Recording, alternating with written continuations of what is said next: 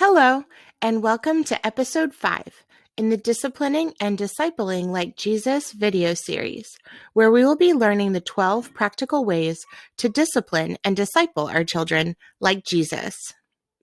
If you would like a brief overview of this series, check out part 8 from the Gospel Based Parenting playlist, which answers the question, How does Jesus discipline? I'll go ahead and put a link below in the description. These are the 12 ways that Jesus disciplined or taught his disciples. And these are the 12 ways that we can also practice true biblical discipline with our own disciples, our children. Today, we'll be talking about love. Let's get started by taking a look at what Jesus has to say about love. In John 15:9, Jesus said, "As the Father has loved me, so I have loved you. Abide in my love." Jesus disciplined or taught his disciples by loving them. He told them over and over again that he loved them. When I was growing up, my parents were very affectionate with each other and with us as children. They often told us that they loved us. But I've met many children and adults who have shared that their parents never told them that they loved them. Occasionally, they might add some explanation like, "Oh, I knew my parents loved me. They just never said it." But one thing that we can learn from Jesus is that he didn't just expect his disciples to know that they were loved. He told them with words that he loved them. And not just once, but over and over again. Jesus not only told his disciples that he loved them, he also showed his disciples that he loved them. In Romans 5:8 we read, "But God demonstrates his own love for us in this: while we were still sinners, Christ died for us." You see, God knew that simply saying that he loved us was not enough. He needed to demonstrate that he loved us by dying for us on the cross. His words of love had power because of his actions of love. But what exactly is love? In 1 John 4:8, we learn that God is love. It is impossible for us to know true love apart from knowing God. The Bible also gives us another great definition of love in 1 Corinthians chapter 13. Let's read it together. Love is patient and kind. Love does not envy or boast. It is not arrogant or rude. It does not insist on its own way. It is not irritable or resentful. It does not rejoice at wrongdoing, but rejoices with the truth. Love bears all things, believes all things, hopes all things, endures all things. Love never ends. These verses have a lot of do's and don'ts in them, so I decided to break them down into a chart to help us understand a little better. The chapter starts out by telling us that love is patient. So by contrast, that would mean that love is not impatient. Next, we learn that love is kind. The opposite of being kind is being mean. So we can say that because love is kind, we also know that love is not mean. Then we read that love does not envy. The opposite of envying is being content. So love does not envy. Instead, love is content. Love does not boast. Instead, love is modest. Love is not arrogant or proud.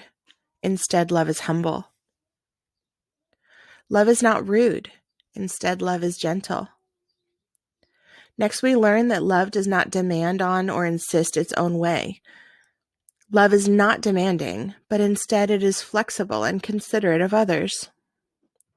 Love is not irritable, but instead love is cheerful. Love is not resentful. Instead, love is satisfied. Love does not rejoice at wrongdoing. Instead, Scripture says that love rejoices with the truth. Love bears all things, so it won't avoid all things. Love believes all things, so it won't distrust all things. Love hopes all things, so it won't despair. Love endures all things, so it won't fail. And love never ends, or in other words, it lasts forever. Take a moment to review this list and really ask yourself which side best describes me as a parent. Am I patient or impatient? Am I kind or am I mean? Am I content or envious? Am I modest or do I brag and boast? Am I humble with my children or am I arrogant? Am I gentle with them or am I rude to them? Am I flexible and considerate of their needs or do I simply demand my own way? Am I cheerful or am I irritable? Am I satisfied or am I resentful? Do I rejoice with the truth or do I rejoice at wrongdoing? Do I bear all things, believe all things, hope all things, endure all things? Or do I avoid, distrust, despair, and give up? Does my love last forever, or is my love conditional that begins and ends based on my child's attitude or behavior? My mother once told me that since God is love, I can replace the word love in these verses with the word God, and I would have a better idea of the way that He is with me. God is patient and kind. God does not envy or boast. He is not arrogant or rude. He does not insist on His own way. He is not irritable or resentful. He does not rejoice at wrongdoing, but rejoices with the truth. God bears all things, believes all things, hopes all things, endures all things. God never ends. My mom also told me that if I wanted to be loving, I could read these verses in the first person as my prayer and my promise. Let's read this again and pray and ask God to help us demonstrate our love for our children as He has demonstrated His love for us. I am patient and kind. I do not envy or boast.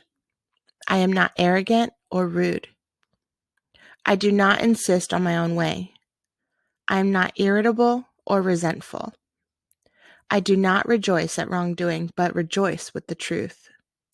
I bear all things, believe all things, hope all things, endure all things.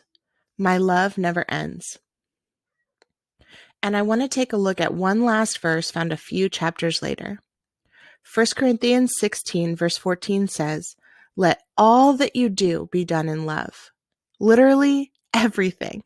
And that includes parenting.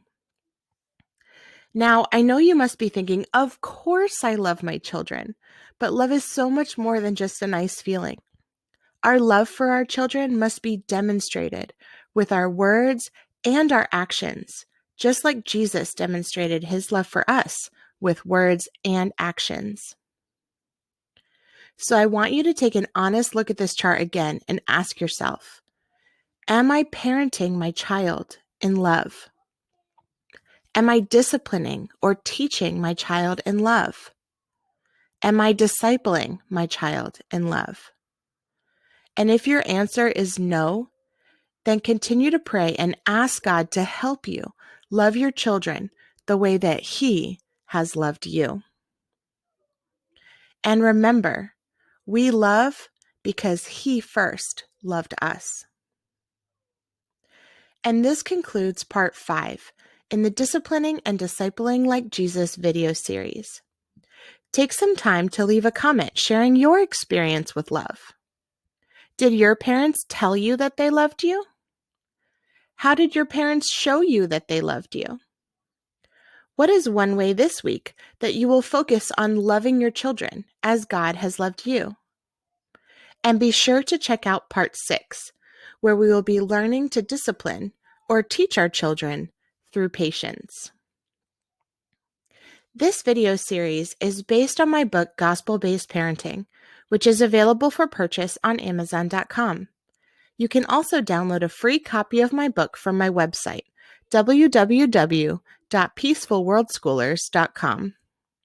Every chapter includes a list of reflection and application questions that are meant to inspire discussions between you and your spouse, your small group, or even your church. These discussions are so important and will help you to reflect on your own personal experiences, analyze your own biases or preconceived ideas, and apply biblical truths in a way that will transform your family as you live out the gospel of Jesus Christ. And if you've enjoyed this series so far, please like this video and subscribe to my YouTube channel so that you'll be able to continue to receive updates on my latest videos.